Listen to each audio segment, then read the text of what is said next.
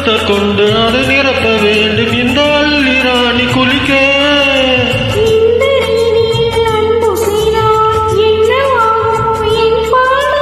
காற்று வந்து உன் குழல் களைத்தால் கைது செய்வதென ஏற்பாடு.